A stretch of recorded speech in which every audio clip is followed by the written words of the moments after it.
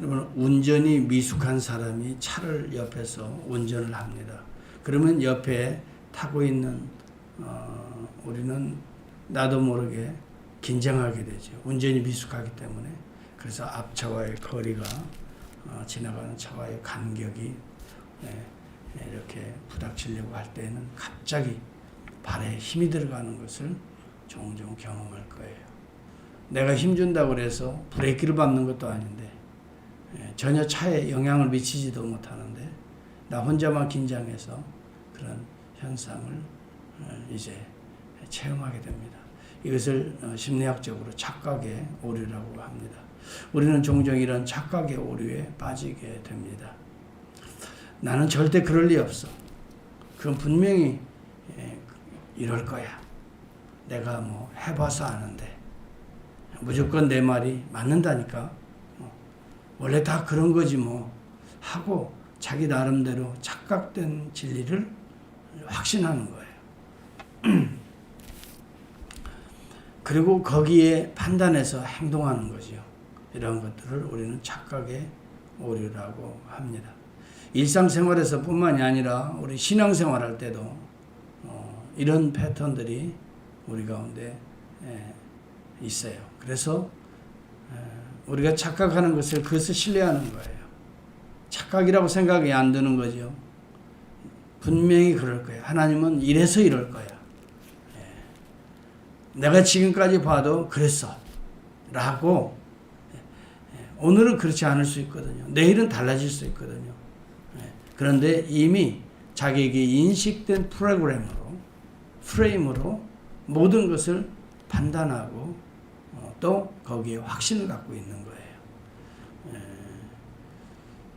이것을 저는 어제 확증편향의 오류라 이렇게 말을 했습니다만 착각이 마치 진리인 것처럼 우리가 생각할 때가 많기 때문에 우리는 정말 겸손하지 않으면 정말 하나님의 뜻을 묻고 기도하지 아니하면 우리가 착각하는 것을 진리로 오류하는 거예요. 그래서 판단하고 행동하고 그래서 참 우리가 욥기를 통해서 보면은 첫째는 하나님과의 관계거든요. 두 번째는 사람과의 관계예요. 두 가지의 관계에 있어서 이런 오류에 빠질 수 있는 이러한 것들을 우리에게 점검해주고 있는 유익이 있어요. 오늘 본문에도 보니까 엘리후의 말이 계속 이어지고 있어요. 우리가 어제 그제도 살펴봤지만 엘리후가 뭔가 하나님의 특별한 계시를 받아서 발전된 계시로 말하는 것 같은데 역시 그도 참으로 일반화의 오류를 범하고 있다는 것을 어제 우리가 확증 편향이라는 관점에서 우리가 살펴봤어요. 오늘의 본문도 보면은 그런 내용들이 많이 있어요. 욥의 행동에 영향을 받지 않는 하나님이다 이렇게 말을 합니다. 네가 의롭게 하든지 네가 좀 악을 행하든지 하나님이 뭐 너를 대수롭게 생각하겠느냐 이런 이야기예요. 6절에도 보면 그대가 범죄한 적 하나님께 무슨 영향이 있겠으며 그대의 악행이 가득한들 하나님께 무슨 상관이 있겠으며 그대가 아무리 의로운들 하나님께 무슨 유익을 드릴 수 있겠는가 이런 얘기를 합니다. 이것은 하나님을 존재론적인 측면에서 이해하는 거예요. 다시 말하면 하나님은 창조주고 우리는 피조물이라 이거예요.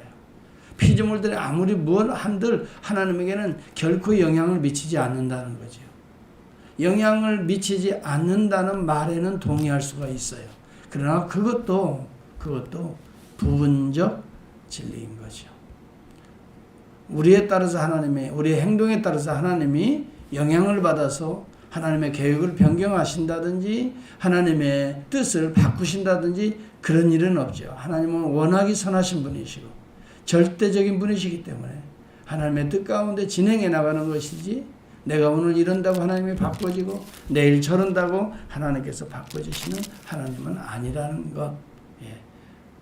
부분적 진리입니다. 그러나 존재론적인 측면, 피조물과 창조주의 관점에서는 그렇게 볼 수 있어요.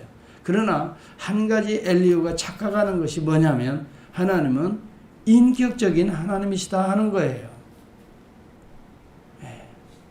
그렇기 때문에 인격적이다라고 하는 말은 지정의의를 가지고 계신 하나님이라는 거예요.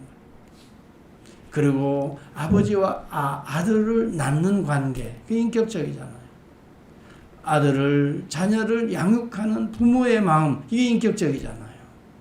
여러분, 자녀가 힘들고 어려울 때 부모가 네가 어렵다고 내가 무슨 영향을 받겠느냐 하는 존재론적인 측면에서 여러분 부모를 생각해요. 부모가 그런 존재인가요? 아니죠. 인격적인 존재죠. 당연히 마음 아프면 달려내려가서 어디가 아팠어? 왜 그랬어? 여러분, 하나님을 존재론적인 측면과 더불어서 우리는 인격적인 하나님이 두 가지를 잘 조화를 이룰 때 우리의 마음에 평안이 오는 거예요. 그리고 우리가 확신을 갖고 담대하게 나갈 수가 있어요. 다시 말하면 하나님은 전능하신 하나님이시고 무소부재하신 하나님이시고 무한하시고 영원하신 하나님이시고 능치 못하는 일이 없으신 하나님, 이것은 존재론적인 측면에서 하나님에 대한 신인식이죠. 동시에 우리는 잊지 말아야 될 건 인격적인 하나님이시죠. 내가 아프면, 내 마음이 아프면 하나님의 마음도 아프고, 내가 괴로우면 하나님께서도 괴로우시다는 거예요. 그런 부분이 하나님께 있다 이 말이죠. 아담과 하와가 범죄했습니다. 당장 죽어야 심판을 받아야 마땅하지요. 존재론적인 측면에서 보면은 하나님의 말씀을 어겼으니까. 그러나 하나님께서는 범죄하여 숨은 아담과 하와를 찾아가시잖아요. 아담아 하고 그를 부르시잖아요. 그리고 그를 불쌍히 여기시잖아요. 무화과 나무에 옷을 입고 벌벌 떨고 있는 그를 향하여 이 무화과 나무의 옷을 벗기시고 영원히 부끄럽지 아니한 가죽옷을 지어 입히시잖아요. 그리고 너의 모든 죄악들을 오실 메시아를 바라보면서 다 씻어주실 것이다 라고 하는 약속의 복음을 창세기 3장 15절에서 말씀하고 있잖아요. 하나님은 철저하게 인격적인 하나님이십니다. 동시에 존재론적인 하나님에 대한 인식도 우리가 잊지 말아야 돼요. 내 마음을 아프다고 한다면 나의 아픈 마음을 어떻게 치료할 수 있는 능력이 있으신 하나님. 내가 방황합니다. 어둠 속에 있습니다. 헤맵니다. 여러분, 인격적인 하나님은 헤매어 우리가 방황하고 낙심하고 절망에 나락에 떨어지지 않도록 내려오셔서 즉시 우리를 안고 여러분 우리의 어두움을 뚫고 나가시는 그 하나님. 그래서 우리는 이 두 가지의 측면이 우리의 신앙에 안정감을 주는 거예요. 여러분, 한 가지 여러분 존재론적인 측면에서만 생각하면 하나님을 두려워하고 무서울 수밖에 없어요. 내가 조금만 실수하면 아이고 하나님의 심판받겠네. 누가 조금만 실수하면 그래서 저 사람은 심판받을 수밖에 없어. 저런 죄악 때문에 이것은 존재론적인 측면으로 하나님을 인식하는 거예요. 하나님이 당장 와서 심판하시지. 여러분, 그러나 인격적인 하나님이시라는 걸 생각하면 우리는 얼마든지 마음의 위로와 평안을 얻을 수 있어요. 출애굽기를 보면은 여러분 출애굽 3장에 우리 하나님께서는 그의 백성들의 고통과 아픔과 눈물과 절망을 보시고 그들의 귀 기울이시고 그런 내용이 많이 나오잖아요. 하나님의 백성들이 애굽에 들어가 400년간 이제는 마지막 노예 생활에 지치고 정말 이들에게 소망이 없고 어려움에 직면해 있을 때 하나님이 내려와서 저들을 구원하시기 위해 모세를 내려오셔서 만나는 장면이 여러분 시내산에서 불꽃 가운데 나타나는 하나님의 모습 아니에요? 그게 무슨 장면이에요? 전능하신 하나님이시지만 저 하늘 위에 계시는 하나님이시지만 무소부재하신 하나님이시지만 영원과 여러분 권능이 가지고 계신 하나님이시지만 아픔 속에 내려오시는 가시떨기 속에 내려오시는 고난받는 그의 백성 속에 내려오시는 하나님의 인격적인 모습을 지금 말씀해주고 있는 거예요. 그러면서 나는 여호와 하나님이라고 자기의 이름을 우리 하나님께서 모세에게 가르쳐줘요. I am who I am. 이것은 여기서 야훼라는 말이 나오는데요. 이것은 인격적인 하나님 이를 의미하는 거예요. 전능하신 하나님을 의미할 때는 엘로힘이라는 단어를 써요. 천지를 창조할 때에는 전능하신 하나님의 이름으로 등장해요. 하나님이 천지 만물을 창조하시니라. 그때는 야훼가 아니라 엘로힘이에요. 왜? 전능하신 하나님. 여러분, 말씀으로 우주 만물을 어떻게 그렇게 창조하셔요? 전능하신 하나님이에요. 어둠 가운데 어떻게 빛을 던지세요? 전능하신 하나님이시니까 가능한. 어떻게 그 푸른 창공에 새들을 나르게 하시어? 전능하신 하나님이시니까. 그 바닷속에 어떻게 생물을 살게 하시고 물고기들을 살게 하셔요? 전능하신 하나님이니까 우리가 다 이해가 가잖아요. 그때는 엘로힘 하나님이다. 근데 우리가 잊지 말아야 될 것은 나와의 관계에 있어서 언약을 맺으시는 야훼 하나님이시다. 인격적인 하나님이시다. 이것을 우리가 놓쳐버리면요, 오늘 엘리후와 같은 이야기를 할 수밖에 없어요. 그래서 여러분, 하나님께서는 우리와의 관계를 아버지와 아들의 관계로 비유하는 내용이 너무 많잖아요. 특별히 우리 주님이 참 우리에게 말씀하시고 가르치시고 보여주시는 것은 성부와 성자의 관계, 더불어서 우리 주님의 비유 가운데 탕자가 돌아오는 관계, 이런 건 다 인격적인 관계 아니에요. 하나님이 매를 들고 내 이놈, 너 집안에 그 모든 것들을 다 주었더니 다 탕진했구나. 심판하시는 하나님이 아니잖아요. 누더기 같은 옷을 입고 거렁뱅이 같은 모습으로 돌아오는 그런 탕자도 달려가서 그를 기다리기 위해서 눈이 빠지게 기다리시는 하나님. 렘브란트는 그래서 그 아버지의 눈이 마치 아들을 그렇게 기다리다가 눈이 쉬어버린 그 모습으로 그려냈다고 그러잖아요. 그런 하나님. 와라, 냄새나는 아들을 왜 깨어나요?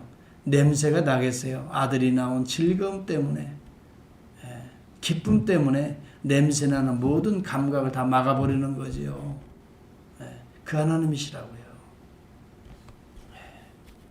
그런데요, 두 번째 그는 교만하다고. 욥이 네가 교만하니까 하나님이 듣지 않는다고요? 네가 헛되이 간구하니까 하나님이 듣지 않는다고요? 물론 그런 부분이 있어요. 우리가 교만하면 하나님이 듣지 않습니다.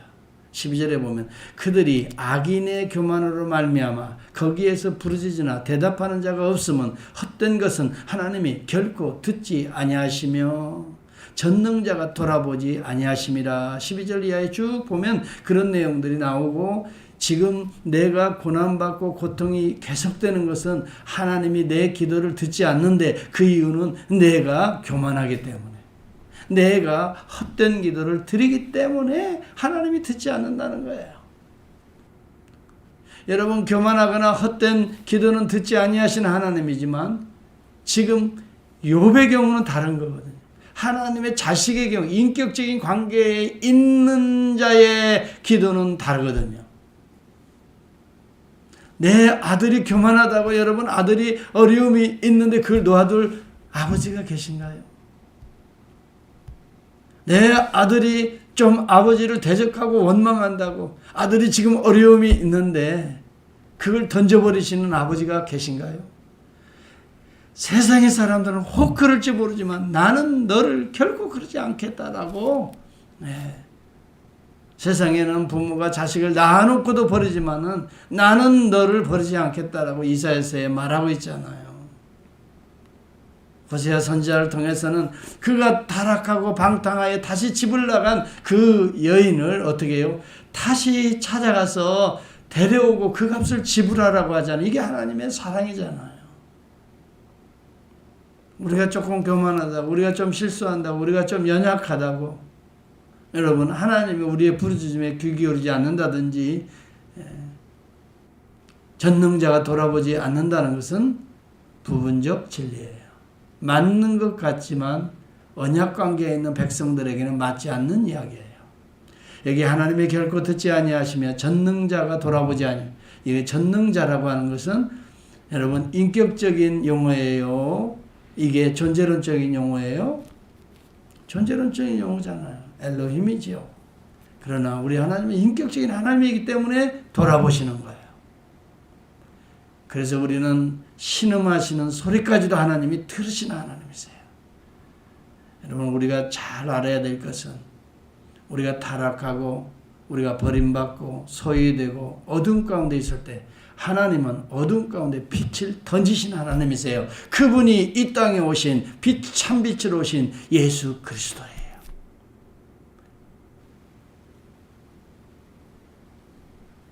우리가 아버지 하나님의 그 사랑을 생각한다면, 우리가 예수 그리스도, 그가 육체의 몸을 입고 오실 그리스도를 생각한다면, 우리는 인격적인 하나님, 그러고 말합니다.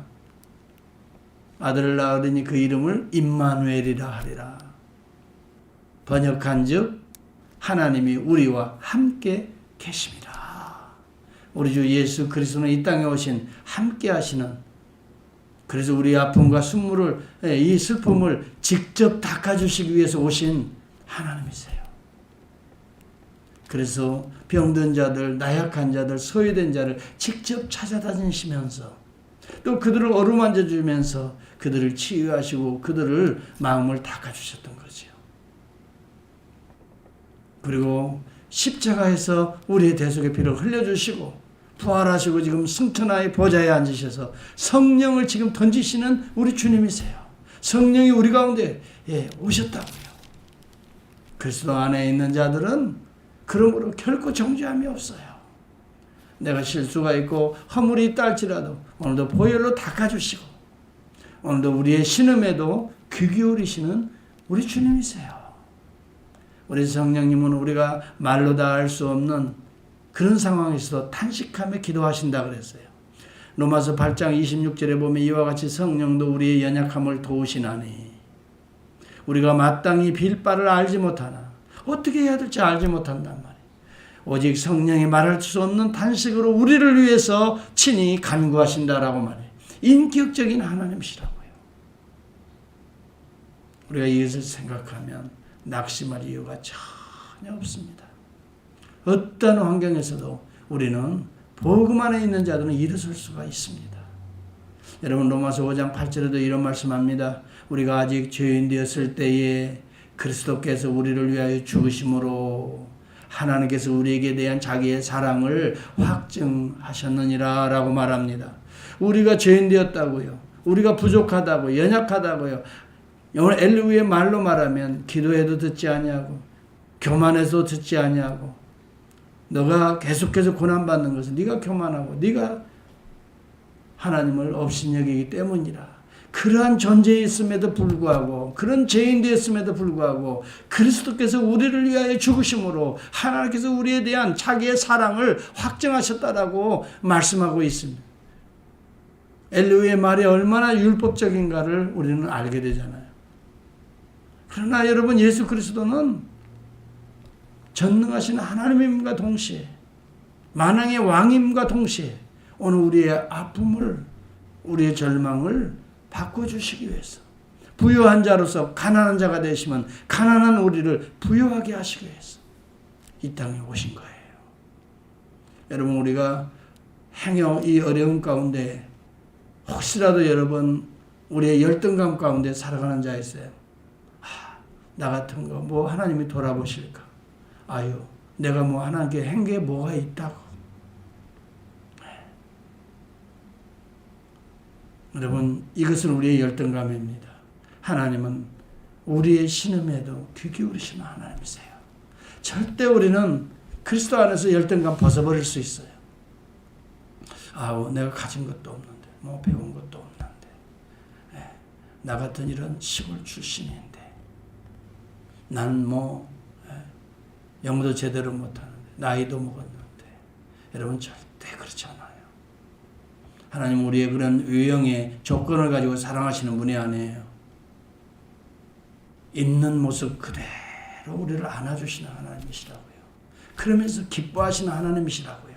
그러면서 잔치를 열어라, 송아지를 잡으라 하시는 하나님이시라고요. 목욕탕물을 대어라. 내가 아꼈던 그 가장 제일 좋은 옷을 가지고 와서 우리 아들에게 입혀라. 그런 하나님이신데 절대 우리는 낙심할 이유가 없어요. 여러분, 지금 현재 코비드-19으로 어려운 가운데 우리가 때때로 놓여 있습니다. 가정에 힘든 부분도 있는 부분도 있을 거예요. 경제적으로 어려움 때문에 고민하는 가정도 있을 거고, 다양한 어려움 속에 우리가 지금 이런 형편에 놓여 있어요. 그렇지만 낙심하지 맙시다. 전능하신 하나님과 동시에 인격적이신 하나님이시 우리 주 예수 그리스도가 바로 그분이에요. 전능하신 하나님이 인격적으로 우리 가운데 임하신 분이 예수 그리스도예요.